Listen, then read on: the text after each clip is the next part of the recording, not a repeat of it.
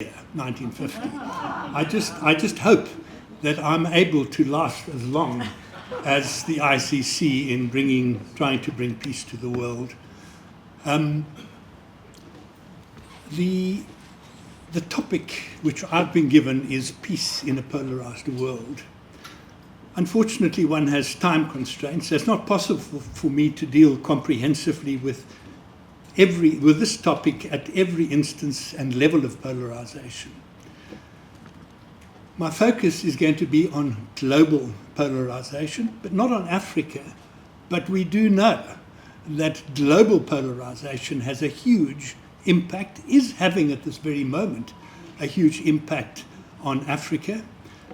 So I think if we reflect on global polarization, we can understand what those threats are on our continent.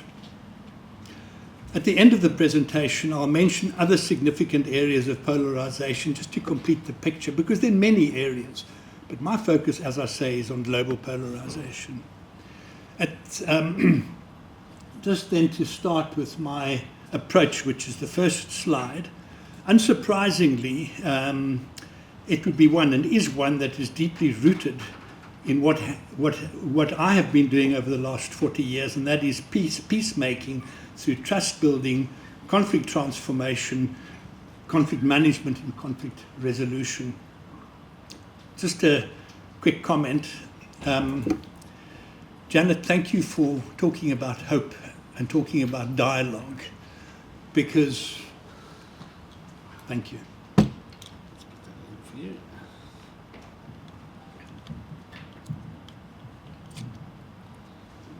Thank you. Thank you. Control the slides. I'm not going to control the slides. Okay. Okay. My input today is about despair, not hope. What I have learned during the years of work I've done in the space of conflict resolution, in order to persuade people to change, to embrace and to participate in dialogue, they need to embrace and understand the extent of the despair and what will happen if there is not dialogue. I'm taking you to that place in a global context. I'm pleased that Janet spoke about dialogue and hope, because I was hoping, before I started writing this presentation, for which I've got 20 minutes, I might go slightly over, that I would also deal with hope. I've got one little paragraph on hope at the end. A question that I ask myself at the end, and that is whether what I've referred to as processes that I've been involved in, trust building, etc., are fit for purpose to deal with the destructive polarization that is taking on the characteristics of a pandemic in our world.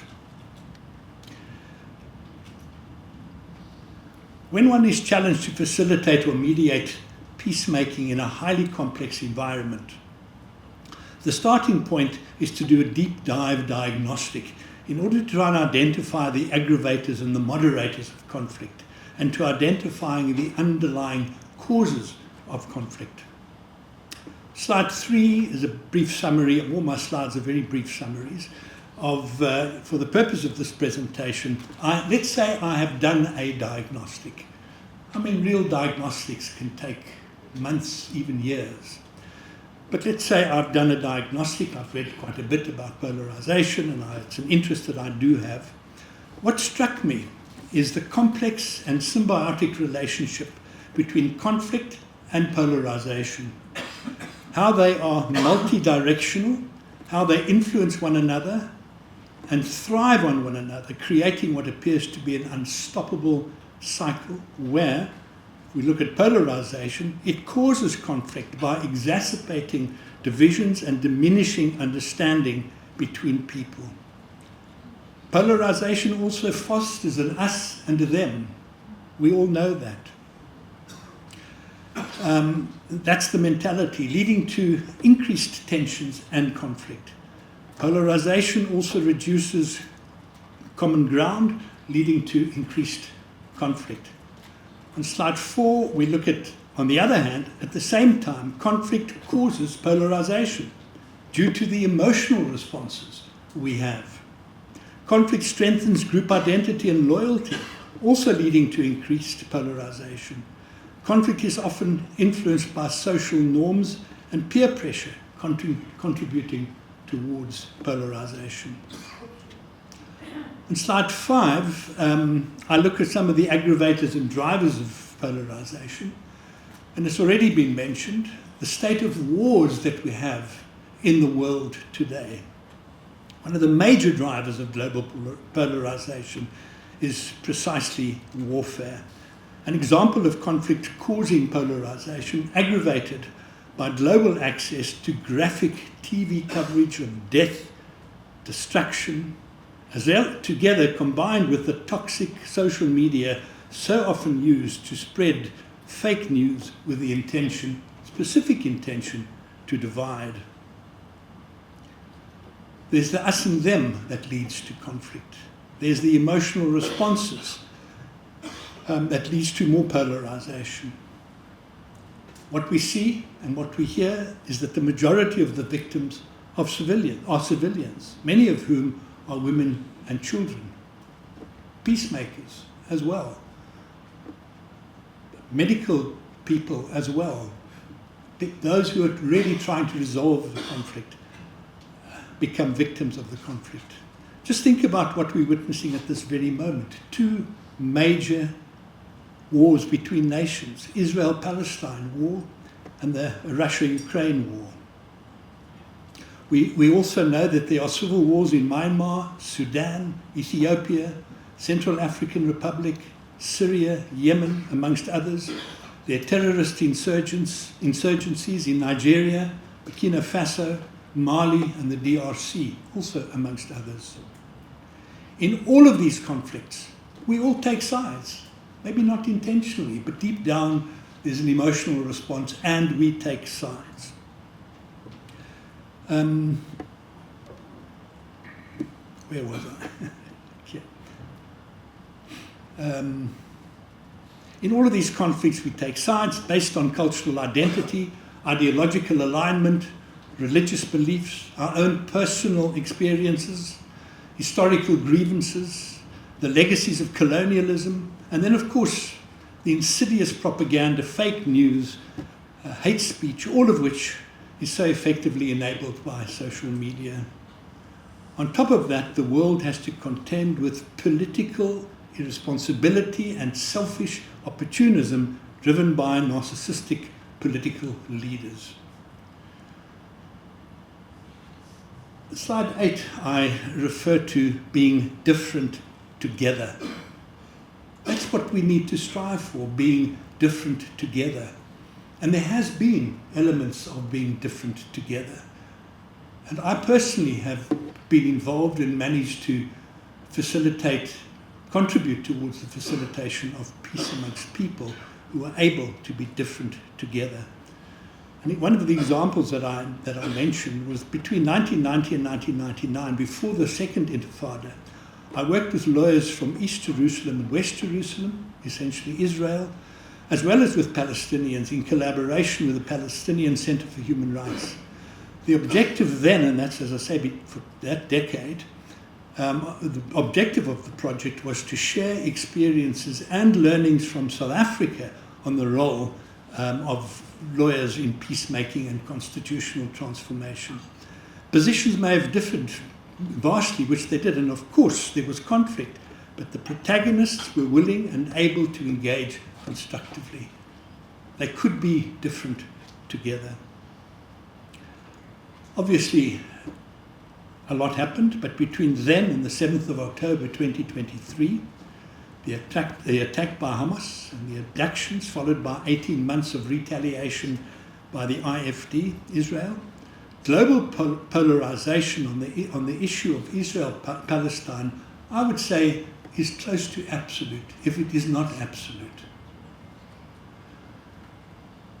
One day, and who knows when that will be, the next generation of peacemakers and mediators, instead of, as my generation of peacemakers, painstakingly building trust between the oppressed and the oppressor, in preparation for peace talks, in an environment where the promotion and protection of human rights was in the ascendancy, they'll have a far more difficult task of dismantling mutual hatred.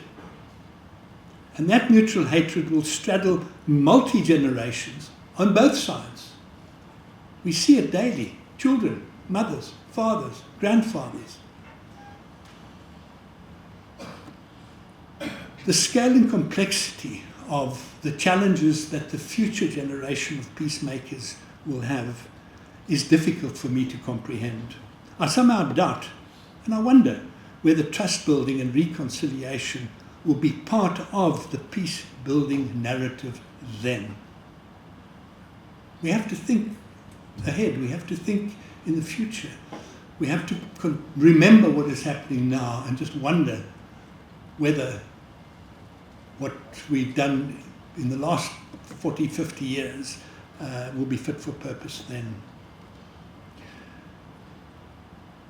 There's also the whole issue of exploitation of the failures of the current world order.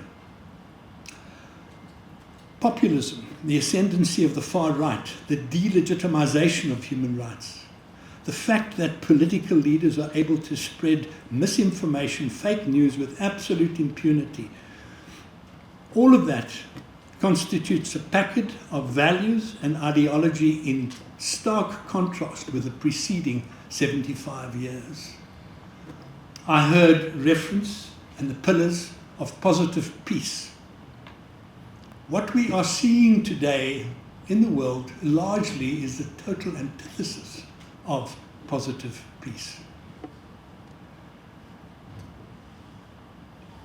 On slide 7, I referred to the post-Second World War period, which saw the emergence of distinct values and ideologies shaped by the Second World War's devastating consequences and the desire for rebuilding and cooperation.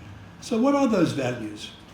We know them because we've been hearing about them for decades. International cooperation, formation of the United Nations and other international organizations, promoting cooperation and diplomacy.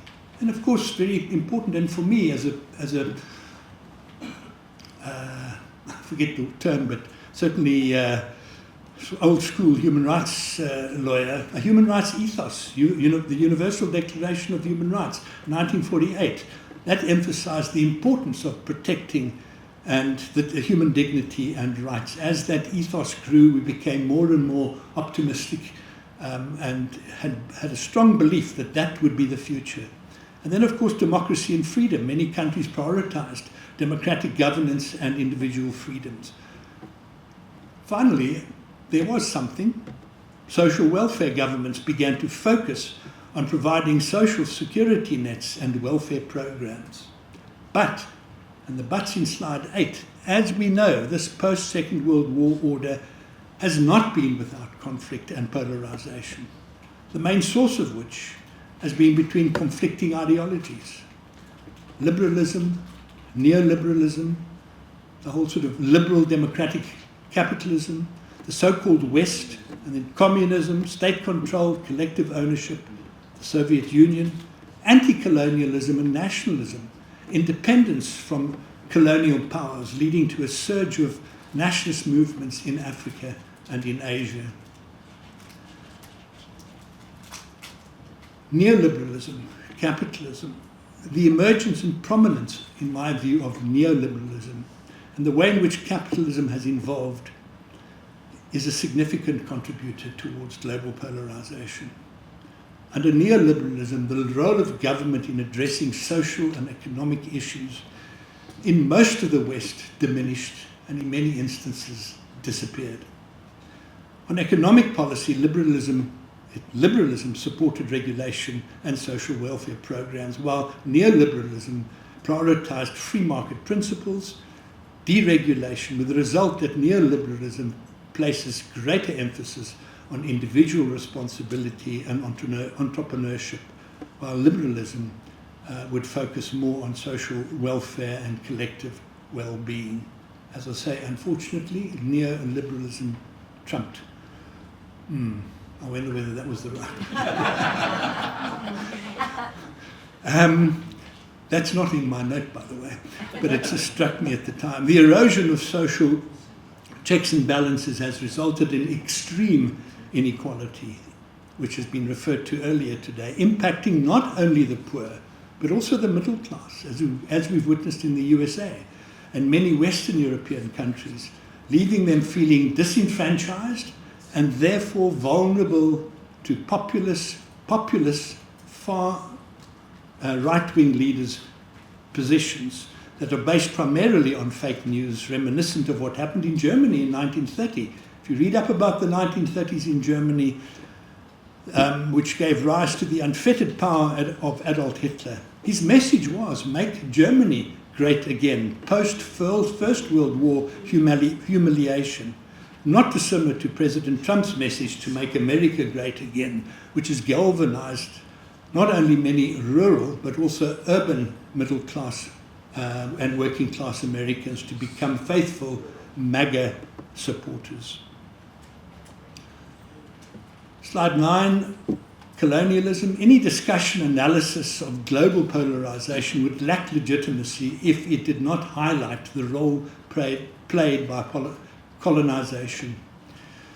That role in conflict and polarization, the brutal conquest of most of the globe by a small group of Western European nations, first Spain, Portugal, France, Britain, Germany, the Netherlands, and a few others, as we know. Their domination of the globe continued for centuries after that, driven by the extractive economic policies, which we have the legacy, countries colonized have the legacy of bearing.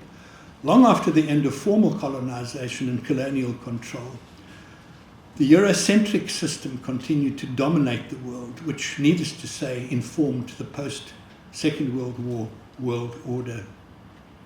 As we know, a key feature of post-Second World War period was the Cold War. It's not at all surprising that anti-colonialism and nationalism found an ally in the Soviet Union, given the identity of the major colonial powers that were from the West, which led into proxy conflicts, which we're still being fought today, in Africa, Central, South America, backed by the USA on the one hand and by the Soviet Union on the other. We hear about an era of change. Pope Francis was recently quoted as saying, "What we are witnessing today is not an era of change. It's a change of era." And it is, I believe, a change of era. There's strong evidence that the current world order is ending, and we are on the cusp of a new emerging world order. What that will be remains to be